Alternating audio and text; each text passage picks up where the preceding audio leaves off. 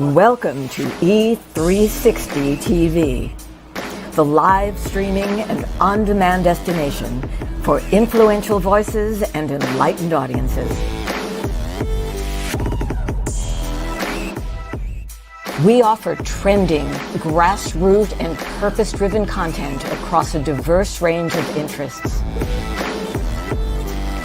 E360 TV is more than just watching programs. We offer the ability to interact with live shows connecting audiences to real, authentic influencers and storytellers while streaming to millions of devices.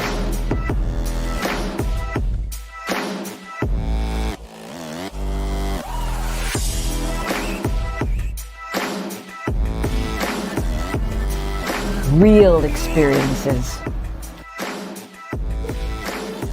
Raw conversations. One destination for it all. E360 TV.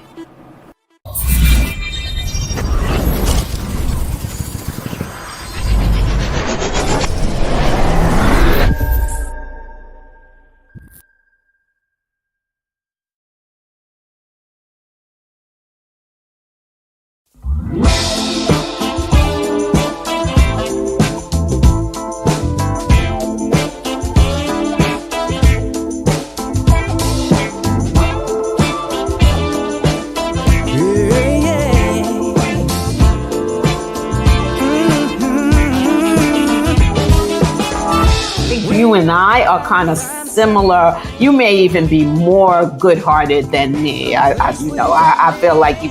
Well, but in our longing hearts, we're all the same. Mutual respect and Yes. a boundary might have been crossed Yes. that you, right? That's So correct. just an example That's a of, good example. it is a great example. I appreciate that for Yes. giving me the example to even work with. Let's be the change we want to see. I've never seen differences negative. I've always been attracted to and intrigued by it. But we're looking for how are we similar? How are we the same? How can we all just get along? We are links in a chain.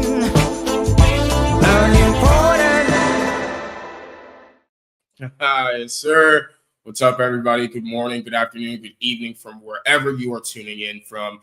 This is Working It Out Across Generations, the show where we talk all things conflict, big and small. And being that we have a conflict resolution background professionally, we try to give some tips for reconciliation. I'm one of your hosts, Justin. And I am your other host, Dr. Lynn. And today we have a really, really interesting topic. I think, we talk a lot about, very deep things, very real things on this show, especially around dynamics. And, I think that as you've heard in this show many times, our mission really is, just making the world a better place, one conversation at a time. Yep. And with those conversations, we are going to get deep, we are going to get real, but I think we wanted to just lighten it up a little bit. It's very, very trying times that we're in right now.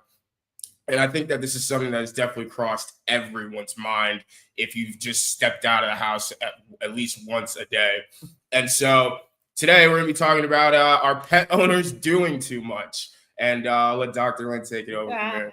Yeah, it's so funny because we were talking about lightening it up and we were going through our topics and Justin wasn't feeling most of what I was throwing up. And then I threw this up and he just lit up. Yeah. It's like, For yeah, yeah, this is my thing. And I love it because interestingly enough, you all didn't really have pets. Growing up, both you and your brother really wanted a dog. We didn't have pets at all. I want to clarify the way you said we really have pets. We didn't have pets at all. Jabari had a Bro had a lizard. Like, yes, it's a pet, but like, bro had a lizard. It was a small one. It wasn't like a big one with a mind of its own. It was a small one. All right, like Yeah, we didn't have so pets. you really did, and mostly because we lived in a building where you at least couldn't have dogs. And then I think your dad really was more like allergic for the cat stuff or whatever. But in any case, plus I didn't really like them. There's many reasons. Yeah, there's many reasons. But you both grew up to be pet lovers, in particular dog lovers. Thanks to the people in your life who had especially dogs, and really you were around them a lot. You spent a lot of time with them, and your love grew from there. And then I also think it was natural for both of you. That's the other thing. Whereas for me, I didn't grow up with any pets either. And the dogs and cats that I knew were just mean. And then my parents were scared. So that really influenced my sister and I and how we felt about them. But it's interesting too for me because, man, oh man, dogs in particular really like me. They have liked me in all different circumstances. So it's been kind of weird. And I just really had to say to myself, I think you really need to get rid of this fear that you have because they like you. And from what I've read, dogs are really good, especially at sensing people, sizing up people. And they somehow sized up that I should be loved by them. Yep. And that's just great. That was great ammo for us because we're like, dude, they love you. What's the problem? Like, we should have a dog. And it's never worked out that way. It never worked out that way, but I do have a grand dog. Yes. Oh, yes. Shout out to Hermie. gosh. Yes. And Hermie's awesome. Beautiful. A grand dog. A grand dog. That's and the then first I have time I've ever a grandnephew dog, Bosky. This is A great nephew dog. I don't know what the title is around this. But in any case, I feel like the message is still coming through loud and clear. But at the same time, given that I'm not completely over the fence about all pets in general, even all dogs or cats in general, the question really is, are pet owners doing too much? I think people are really seeing the world changing in regard to a lot of things. There's a lot of people talking about the changes with regard to people, but are we talking about the changes with regard to pets? We have them on planes now, like in the coach, that they've always been able, for the most part, been able to travel. I think it's underneath the plane in a carrier or whatever. Yeah, there's right? a size, regulation right to it, but yeah. But now the size regulation actually was lifted for dogs. You can bring large dogs on planes. I just saw that last week. So yeah, let's actually bring this up real quick, folks. This is pretty good. I've been hearing about this guy. Right, so I'm going to ask you, because they both feature a different state, and I know that I'm sitting around people, and I just want to make sure they're okay with this type of So the supervisor already talked to everyone and explained everything, so... It's going to be fine. Everyone want to be close to Charlie. Everyone, even me. Exactly. Watch my foot again.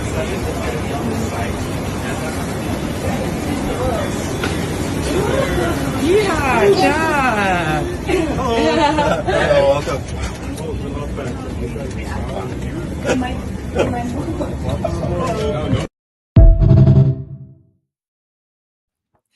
That is something. That's a horse. I mean, that's just insane. But so in case you couldn't really hear the volume, she was a great pet owner. She stopped. Let me just be clear. I'm going to be sitting around people. Is this still really okay? Is it going to be okay? And they said, the flight crew said, we already talked to the people and everybody's okay with it. The dog's name was Charlie. And so you could hear someone behind her saying, oh, everybody's going to love Charlie. And I got to tell you, I feel some kind of way about that when pet owners go into their own experiences with their pet, especially dogs which can bite, right? And they want to assure you, without knowing whether you're a pet lover, whether you're even used to pets, whether you're afraid of pets, without knowing anything about you, they're going to tell, oh, everybody loves my dog. Oh, they don't bite. See, for me, that's doing too much. And we'll be talking about that more on the show. But your thoughts on that video? I mean, it's an awesome video. I think I would have loved to be on that plane. I think that, absolutely Really love the way that she had went about, checking in with the supervisor. That's something else that she said in the video. She really did take those precautions ahead of time, at least as far as, logistics work out, to make sure that dog, who's absolutely gorgeous, by the way, as well. I mean, my gosh, but to make sure that dog was able to be on the plane and things like that. And I think that, as someone who loves pets, you know what I mean? I've been around all kinds of animals my entire life. I love animals. I feel like there's always a place for them. I feel like, if we're able to have those kinds of conversations, if people did more check-ins with others around them to make sure, people are cool and feel all right, then I don't really have an issue, right? I think that where my issue comes in is the owners who just assume that, people are going to be fine with that pet, whatever that pet is, whatever the animal is, being in their presence, right? The reality is people have different experiences. People have different, wirings around animals and around being around animals. And so, it's one of those things where I feel like because it's just such a thing where it's not a one size fit all approach, let alone a thing in its entirety, we have to take more precautions around just making sure the people around us are feeling comfortable, safe, all of that stuff.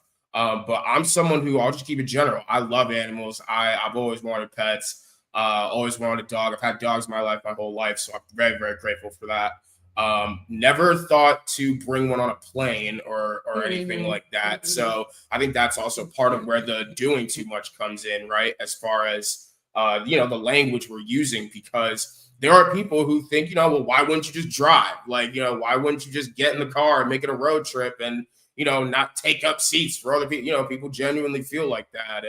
And I've seen that even with like cats, and cats can be like in an owner's arm or something like that. Right. So it's really, really interesting the way in which people move when it comes to animals. I completely understand that, you don't know what they're thinking, and you don't know how they're going to react and all of that. When it comes to body language in another species, I completely understand those things. But I think that's where, we ask owners to do more of the, explaining of language and, really talking people through how to engage with their pets, right? I feel like I don't see or enough not to, right? I feel like I don't see enough of that. We still have so many people who you're going to hear us use dogs all the time. It's just such an easy reference point. But people, who have dogs off leash that shouldn't be off leash, right?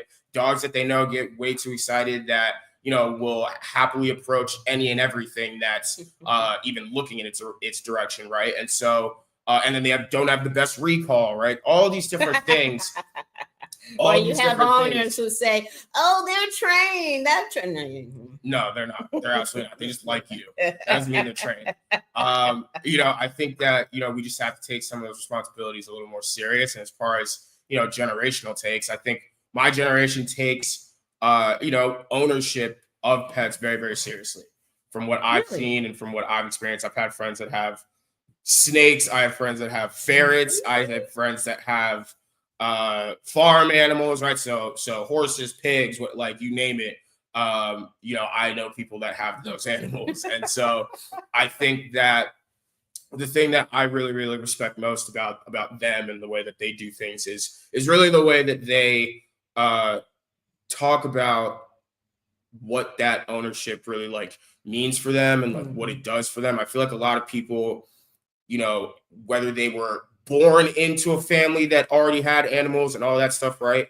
They feel kind of like it almost comes off like, this is just like the norm, and this is just like everyone's life, like they're a family member, right? And we treat them like, we treat any other family member, right? And sometimes better.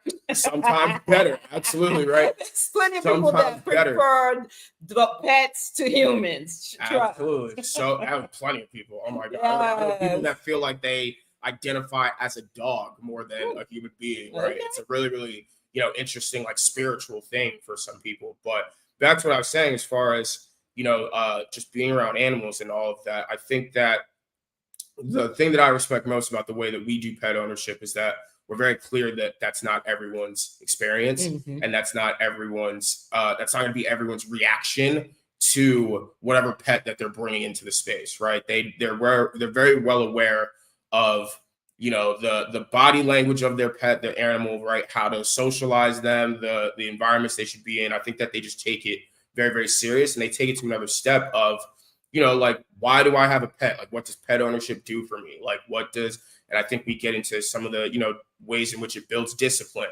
and discernment and you know, decision making skills, as far as going out and responsibility, coming back and making sure you feed on time, and you know, all of that stuff. You know, you got to establish that routine with your animal, and I think that, you know, we do that a great job of that. Now, where I think we can OD it a little bit, do too much, is, you know, like, I'm seeing pets in strollers. I'm seeing, you know what I mean? Like carriers, like babies. Yeah. You know, people like advocating for their pup or whatever, as if it's like, you know, a child that's acting up in school, and like, you know, just give them another chance. Like, dude, no. Like, I think that's insane, an insane way to move about it, and a very just like, you know, big ask for other people. You know, this is such a shared soil that we're living on, that we really can't expect people to have the same reactions that we would have if we were thrown into those scenarios. And so it's very kind of, for me, like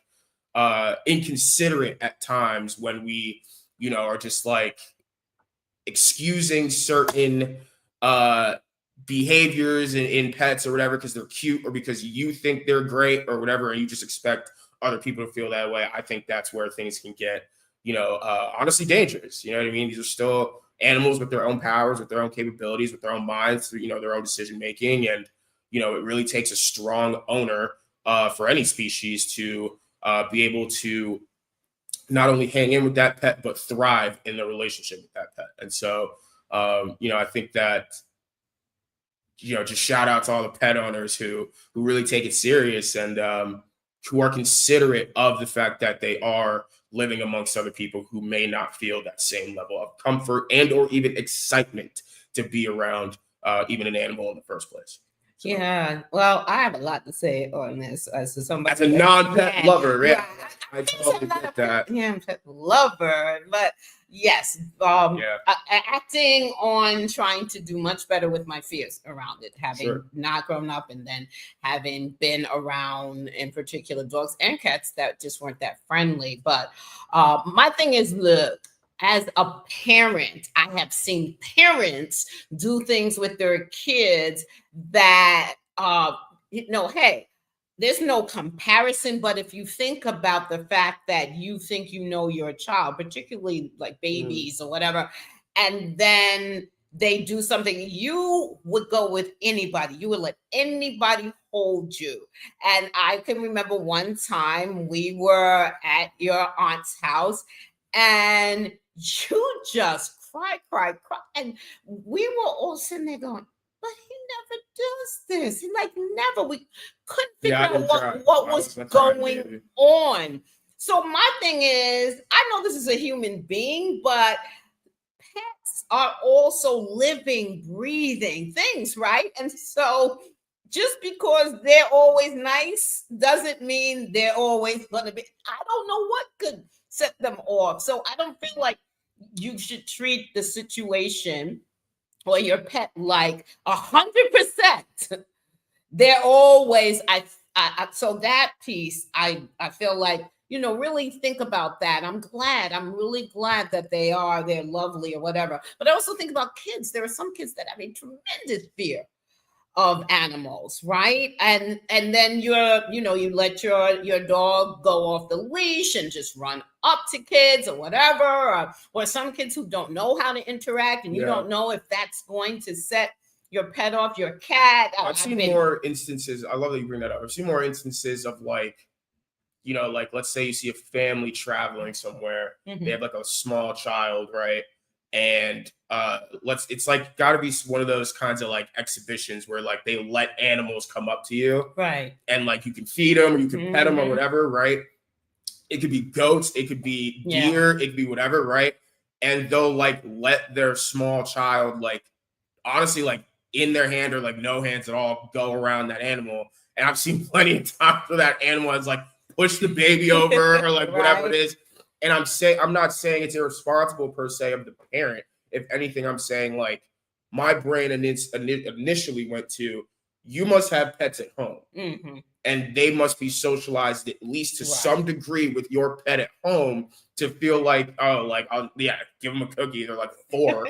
Give them a cookie, right? You know, the size of my Fiji bottle, and like give it to this animal that you've never seen or been socialized around before, but you've been around animals, so it's all cool. And then they get surprised at the Right. reaction of said animal, right? And that's where I think pet owners are doing too much, because it's like, bro, like that's a prime example, because it's like, they can be socialized to your pet at home, but that doesn't mean every animal is the same, even in those kinds of like welcoming places where you can possibly pet them and do all that stuff. So I just think that's a really great point, because I just saw a video recently of a deer putting down a 4-year-old. Oh, and he ignored the cookie. Yeah, and he just went for the baby. Right. And the parent, like, you know, kicked the deer and was just like, you know, what the hell? And it's like, dude, what do you mean, what the hell? Like, you're like, especially if you're on their terms. right? What are you talking about? That's my their home. goodness. Like, you can't expect that to just fly.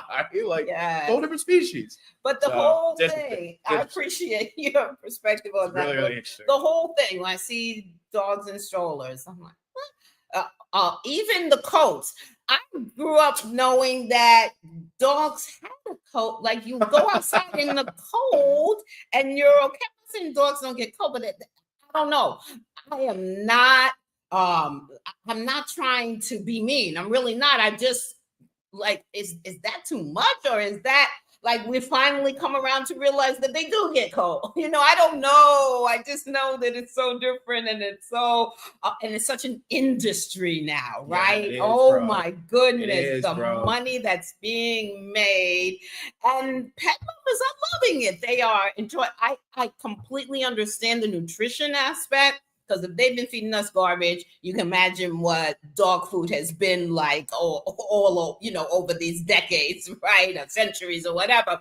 But so I can get with the natural food, or people who make their own dog. I can get with that. I don't feel like that is doing too much, but I do feel like some of the things, I mean, Bosque has a treadmill, like, and I'm like, that is interesting, but okay, they need to exercise, but isn't that going outside? But they can't go outside enough. Dogs used to be outside more. And in fact, in growing up, there were some households, if you had a house, your dog did not go inside. I grew up with dog houses. Yeah, yeah, I was right? gonna say that was a time. That was a thing. Yeah, your dog Even was chained not outside. inside. Definitely didn't go on the furniture. I mean, we couldn't go on the furniture. Plastic wrap in the summer. Trying to take a nap, right. burning on that thing. That's Yeah, right. that's We crazy. couldn't go on the furniture. You know the dog wasn't going to go on the furniture, That's and the cat either. They had their place. And now it is, like I said, like another member of the family, and their place is with you wherever you go. And I just feel like it's just an interesting time. But again, if we're not talking to each other about how to get along better and what are the ways in which we can make it easier and more clear for each other to interact, I don't see it, you know, in human relationships, I don't see us equating conversation with pet ownership when we're bringing our pets around other humans, right? I feel like there's definitely less of the conversation and taking into account the differences in people. I hear, like I said, very more often, oh, you're friendly. Oh, like I said. And then they'll scold you. Some of them right. will scold you for, like, you know, honestly, like, you know, screw you. I'm uncomfortable. Like, what do you mean? It's like, well, screw you. My animal is amazing. I don't give a damn if your animal is amazing. Like, the person's uncomfortable. You know what I mean? So Right. I just think, you know, yeah, you become, and listen, that makes you the problem, not the person on the receiving end. Yeah. I agree. And listen, I have observed, because I fly enough to know that I have seen some of the worst reactions to babies coming on the plane, and none of that around the pets. I haven't seen that same reaction. Dude, I think I'm one of those people. I'm analyzing it right now, real time for you guys at home. I might be one of those people. I might have no problem, honestly. You bring a pet on. You could bring a Komodo dragon on that doesn't like people, and I might be more confident than bringing a baby on. Yeah. And I'm the opposite. problem. I love babies. You No know, problem. I Keep don't that thing have a away look from me. of terror when, No. but I see everybody, and people are like, "Oh God, No. don't let them be sitting next to me." And I see these terrified parents. It's so interesting. The parents are terrified when they have the baby, but the pet owners just Stroll on it. And that's very true. That is very true. That's very true. I mean, it's very, very, very. I think I'm one of those people. Bro. Yeah. These are I don't play interesting about that. times, y'all. I know. Very interesting times. But the reality is, this is where we are. And if this is where we are, then what we want to do is to be able to be in peace with each other, right? Because a lot of still, whatever pet lovers there are out there, there's conflict that is happening with regard to the change in having pets pretty much everywhere. You know, hotels, not every hotel, but there are some hotels absolutely where they are, you know, they've always been, we live in apartments, so it's always been in apartment buildings, not in ours, but now they are able to be in ours, you know, with the barking, and it's just like, you know, babies cry. We certainly know that. And that, and you got to put up with that. So nobody really wants to hear that the dog is barking, or, I mean, there's so many. Barking is cuter than crying. Like, it just is. So, I just, yeah, bro, I'm one of those people. Until you bro. become a dad, and then you No, might change no, your I'm mind. gonna love my child, but that part of my kid, like, I'm probably not gonna enjoy that part. I can say that confidently.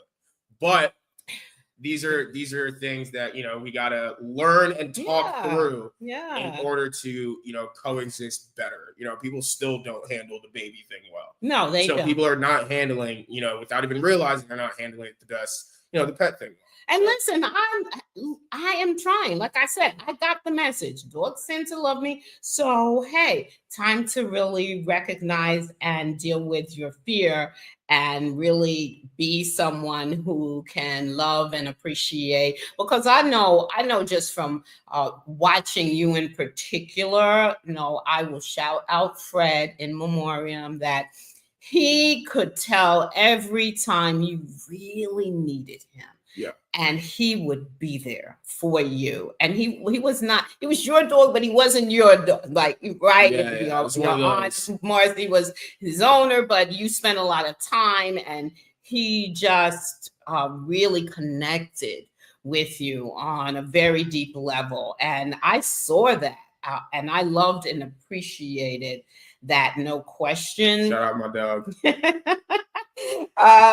So I recognize the love, and so many people that really do love their pets, and I think that's beautiful. I really am not judging that in any way or putting that down in any way. And at the same time, though, I really also want us to love and respect people as well.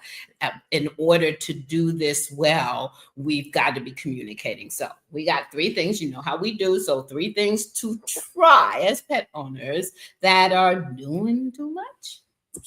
All right. Check in with others. And you had already brought this up. I loved in that video, I don't know what plans she had already made. I don't know what she had already communicated, but clearly she had communicated, because she didn't even just walk on. She checked. Are you sure? Right? I want to know that you're sure that this is okay before I come on. And they assured her. So I think, you know, checking in with others. I have seen so in particular dog owners who will say, you know, you okay with the dog? Like, if the dog's coming up to someone, hey, pull them back. You okay? Really checking in. Are there allergies? Because little kids will run up to them if they're not afraid, but really checking in. All right, does your child even know how to interact? Because some kids will slap them around. I've seen that happen too on the other end, that kids don't know how to interact with animals either. And so I think you got to check in with others if they're okay. Yeah, I think it's really just about taking that first step, that initiative step, really taking ownership over that, as opposed to just kind of throwing people into the pit of reacting however they want and feels like the safest way to react in that moment. And then, just the extra steps, right? Even if your pet is cool, your pet is socialized, all that stuff, just saying, I love that you just brought up some of those just questions. Are you comfortable, right? Or have you been around this kind of animal before? I had friends more in high school who were like into reptiles and stuff, right? So they had snakes and spiders and all that stuff, right? Spiders. Yeah, I had a friend who had a pet tarantula. Tarantula. Wow. It was insane. Those things are I was very nervous around him, and he would let him out and like he just let him hang out, whatever. You'd let the snakes out too, and like just have them on us and stuff, but every time it was right, are you okay? Like, do you want me to put him back? Like, it's totally cool. You're not weird, whatever, for feeling that way. Because I've also seen, it was a video, but this must have been in a family or something, but like someone was putting like a mini snake around this kid to like hold, like around their shoulders. And then I think like he moved a little bit and then flung the snake off of him as a kid and started running and crying. So it's like one of those things where like, right? Like that's a kid, right? But this is an adult who would probably feel the same way, right? So the people on the street who you'll see with reptiles or exotic pets that you can possibly hold and whatever and stuff, right? I just love the ones that take those extra and initiative steps to say, it's really okay. Like, you don't have to, like, this is just, come check them out, come be cool, keep your distance. Like, they really just take ownership over that interaction. And I think that that's really just really, really important as far as, taking the ball out of the person's court who's going to be on the receiving end of something that's already uncomfortable for them. So really, well, I'm going to tell you, here's the kind of person, I know you're a pet lover because my sister and I had parakeets, but I'm going to tell you, when they would get out their cage, we were terrified. So that goes to show you, we didn't even have a bond with them until they were in. And it's a parakeet. Like, what is a parakeet going to do? It's not a bald eagle with a beak on it. Like, it's not a hawk like an eagle or something. It's a parakeet. And I say that knowing as someone who's not afraid, right? Like, I understand. Okay, like I'm more shocked than like being condescending of like, you're like weird for like, that's the thing. People are rude about, because I know my love of children. I know what that feels like, that genuineness that comes from somewhere, because I didn't realize even coming up that everybody didn't have that. So when I see that in pet lovers, I'm like, oh, wait, I don't have that. Because that comes from someplace different. It's not a hatred. Like I said, I know I can get, I have working on my fear and I can love, but it's not that innate thing, which I have with children. I don't care, even teenage. Like, I love young people. I love children. That comes from within. But check in with others. True. Yes. Absolutely. The other thing is consider all costs. I mean, listen. And like all of them, I think all of them is the big thing. Right. Not excusing one for, the other because it makes sense. I think all of them are important. This is interesting. The first one, the social life. I do not ever remember anyone saying when I was coming up, oh, we can't go anywhere because the dog is at home. Like, true. Never. True. That was never. True. So I'm like, oh, this is. And they'd feed them before, right? Like, right. Do They that. did not all right. You said they I mean, weren't mean. Y'all leave dogs out on chains in the sun and dog houses at night. I'm just saying. Not every animal, not every dog or whatever is like a working like border collie type dog. No, I'm just saying, y'all got the dog. Y'all come from the dog house. Somebody would come by me if you were going to be overnight. Somebody come by feed the dog, but it was never this thing of social life that where you really had to take into consideration. No, I can't go because the dog's on the schedule. But I never heard that. I'm not saying that it's wrong that this is what's happened. I'm just saying. That's not what I grew up with. So your social life. I mean, listen, during the pandemic, so many people got animals, right? What do they call them? Not comfort animals. COVID babies? No. That's also for animals. People. But in any case, y'all know what I'm talking about. Something animals, right? They were. Oh my gosh. Okay. I had it in my head. But in any case, and do you know that once people were going back outside, people just let those animals out? I'm not talking about the people who genuinely love their animals, especially dogs and cats, but that was a real problem that the ASPCA was handling because people were just like, okay, I'm done. And so I'm letting this animal loose. So really, because it's too much of a responsibility, right? So consider all the costs, social life, travel. Are you traveling? Do you do that a lot? Can you bring your animal with you and do that safely and all of that stuff? Can you bring them to meetings? I used to bring my babies to meetings. And people didn't like it when they saw me at the door. Mm-hmm. But guess what? They knew how to be in meetings. They knew how to travel. They knew that there was a time and place for everything. I had the best. My sons was so easy to travel with and to be in things like I was in principals meetings, superintendent meetings. I did a lot of work in the schools and I prepared you ahead of time. And while I might not have told them that I was bringing you, I was really clear that you all were going to be okay. And then I told them, if not, I have a backup plan. But yeah. And it's very different now, like you said. I mean, people have like cameras in their home and they have an app. That's true. Right? People do that to check on their animals. Yeah. Not even if they have like kids in the house, or like it's like, oh, I don't know where my kids from. Like, I want to make sure my couch isn't ripped to shreds, right. or there's some poop on my floor when I get home, something like that. And it's a shift in culture as far as where we've gone. So I think that those are all very, very important. You got to consider all of it. And the financial.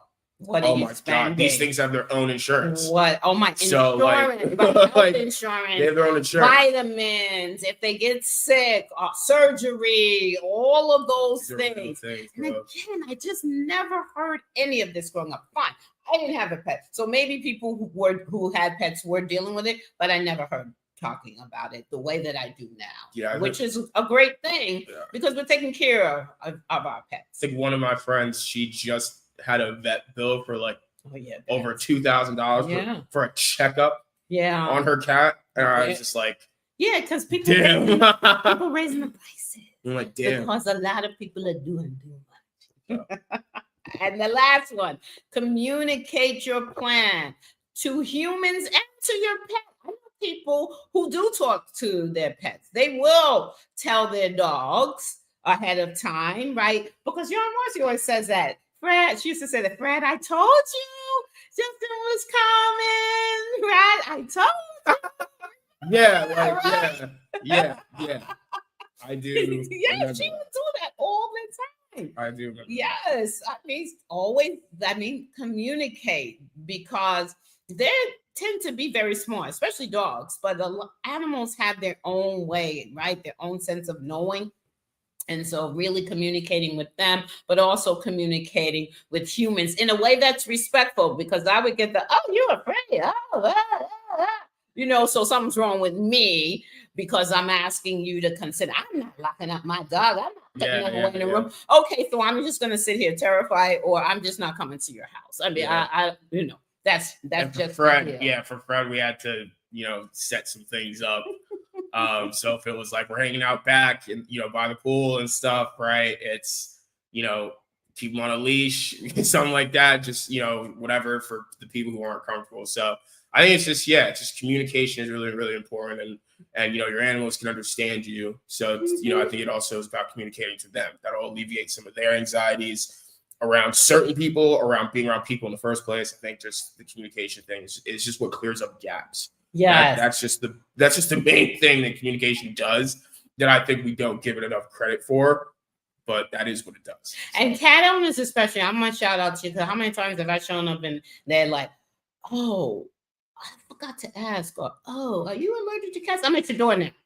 You could ask me that when we made the plan for me to True. I didn't just stop by. True.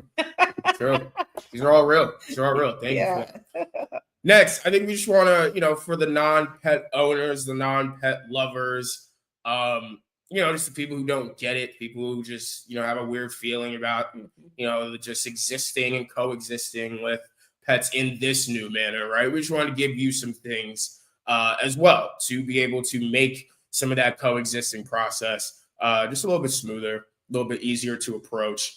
That's our thing. It's not always about making things easier. It's always just about, stepping up to the plate, feeling more equipped, which will make you want to step into that thing, and that'll, alleviate any sort of anxieties and stress around it. So for you guys, first, establish your boundaries, right? I think that y'all do that, but also, stand firm on them. You know what I mean? If you really do not feel comfortable around this particular animal, right? It's totally cool to establish that boundary and stand firm in it. You know what I mean? I think that we still, as a society, struggle with boundaries and really respecting other people's boundaries. And I think a big part of that comes from, to be quite frank, the peer pressure aspects of life that make us not stand as firm in stuff that makes us feel uncomfortable, right? So it's, like you said, it's not a I hate animals thing. It's not a ban animals thing. It's not a, kill all the animals thing. It's really just, if I'm not comfortable in this moment or with this animal or in this environment, whatever it is, then that needs to be more than enough. You know what I mean? And I think that that's really, really important. So it's going to be easy, especially around, people who think that animal's cute and like all that stuff, giving it love and attention, to feel like you might be weird or whatever, or off, or you're just whatever. But no, I would just say stand firm in your boundaries, be clear. And, that's the, I think, cool thing to do at the end of the day, to know you, to respect yourself enough to say, like, you guys have your fun. I'm okay being over here. It's not messing up my time, with myself or with you guys. This one is real for me. I cannot tell you how many times, I'm out walking. And for me, right, as a dog owner, you got your dog on a leash. Thank you. I'm good with that. But you are walking you see me, you're walking towards me, and you're keeping your dog on the side that's closest to me. I will go like this. I'm signaling you, nope, that your dog needs to be on the other side of me, or I'll move to the other side. But I'm just like, come on. This is common courtesy as far as I'm concerned. I shouldn't have to establish this boundary. I don't care how friendly your dog is. You got to know you need to be in between me and your dog. So if you miss that class, well, I'm going to establish that boundary, and I'm going to bring you to school on that one. Yes. It is, yeah. Respect people. You know what I mean? Definitely respect people. Next, communicate gaps. I think the biggest area you'll see this is around pet behavior. You know what I mean? As far as, how do I know that this pet is excited and wants to play, and I've heard, doesn't want to rip my face off or whatever, right? And these are real like ways that people, form those, feelings and sentences and whatever, right? But I think that's very valid, right? And so communicating that gap to the owner, right? Especially, unfortunately for the ones who don't take that, first initial step and the initiative over that step of walking you through it, talking you through it. communicate. You know what I mean? Like, I don't know the difference. How do I know he's excited versus, not happy with me and wants to, rip my face off, as people have said? How do I know that this bite is like an indicator of, or a warning, or a real snap at me, right? How do I know that this is, so all of that around body language. They have their own body language, they have their own communicators. Animals definitely communicate a lot through their eyes and stuff like that. So if you're someone who simply just doesn't know that stuff, stand firm in your boundaries and all of that, right? But then also communicate further what it is that causes that discomfort, because a lot of discomfort comes from just the unknown, the stuff that we don't know, the stuff that we haven't seen, the stuff that we feel like we don't have a solid answer for. Right. And so when you start to just become a little more aware, then it just makes the approach, the communication, all of this stuff with something you're already uncomfortable by easier. And so I just think communicate those gaps, because it's going to make you a better coexister, but then also them a better pet owner, in someone who, if they don't know the differences, it's like, well, damn, I got to go read those differences for myself and make sure that I feel comfortable in that information myself before I go preaching it or expecting others to just get it. So I think it's just a win-win for everyone when we start to communicate specifically the gaps that we have around animals in the first place. Yeah, I have to say the folks around me, the ones closest to me with animals, right? So like Sakai with Bosky, a sound, noise, whatever. And I'll go, oh my God, what's wrong? It's like, nothing's wrong, And she'll say, he's been fed, but he's just whining, or he's like really understanding him. So putting me at ease. No, it's not you. You didn't do anything, right? You with the understanding, we go back to Fred, because that was the longest relationship. And like, I'm going to go in first, and I'm going to make sure, that he's cool with me and he's cool with you, just really understanding him. Jabari, I remember first time I went to his house, he and Gemma both. It's like, okay, listen, Hermie likes to jump. I know you don't like that, jump on people, so I'm going to stand here. I'm going to do, like, we're going to, like, I appreciate that, rather than leaving them to their own devices and me trying to figure out, right, what. Okay, so really, if those of us who aren't the pet owners, pet lovers kind of thing, right, if we can communicate for ourselves to them, what are the things that, that really make me upset, or that uncomfortable, whatever it is, then the behavior can be explained or anticipated. I love that. And then we don't have to be, I've seen people like, get them, and that's not what we're going for. We're really interested in coexisting. That's the word. But we all got to do our part here to do that. Yeah, absolutely. I love that you brought it up, and I'm forgetting anyway. So great points. I agree. All great points. Comes to me, I'll say it again. Okay. But there's room for that. Lastly, stay open and be patient with yourself. I think this is huge. You know what I mean? I think that you guys are witnessing live in person someone that's being open and patient. You know what I mean? This is someone who, to my left, who very much even with some of the sweetest animals that we've been around, had her own reactions, had her own feelings, had her own things. And there was a time where we used to, mess with her about it. Like, this is ridiculous. Like, this is the cutest little thing. It's in puppy form, and you're freaking out. Like, come on, what are we talking about, right? But then, that took us some time to really, just at least allow ourselves to understand and respect that, that's not everyone's experience. And yet we are very honestly grateful that you have opened yourself up and stayed open to, our instruction or our, knowledge that we have and that we picked up, our walking and talking you through, introductions with different kinds of animals and stuff, because that just makes this whole thing easier.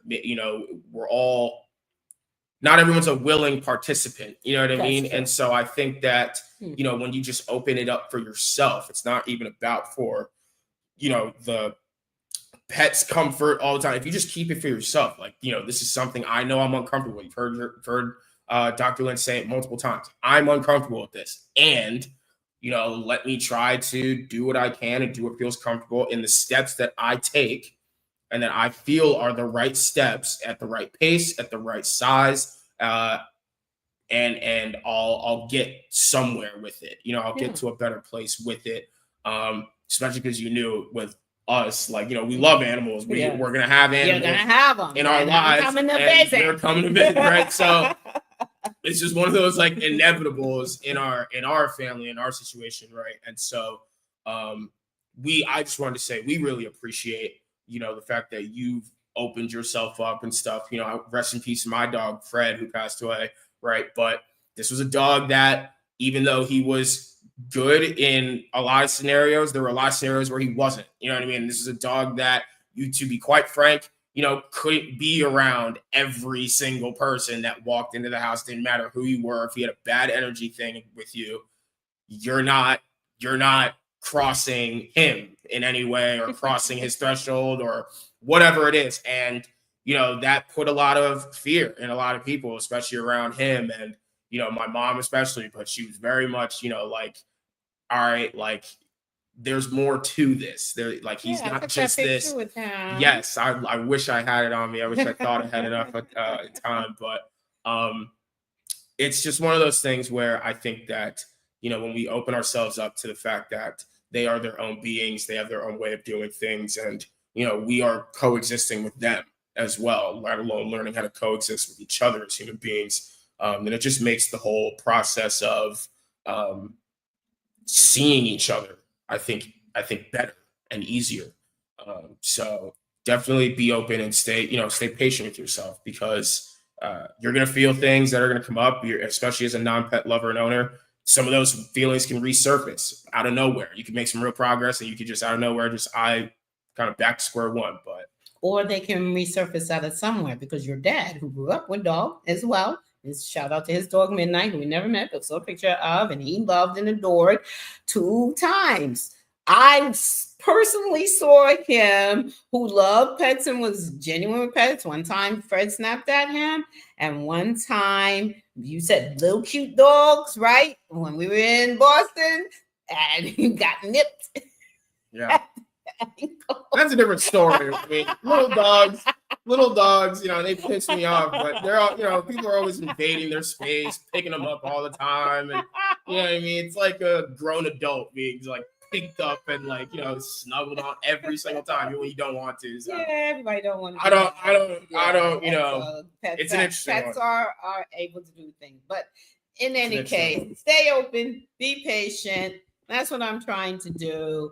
I really loved this. First of all, it gives me a chance to really visit what I'm really working on for myself, but also I think that the world is big enough, this to share.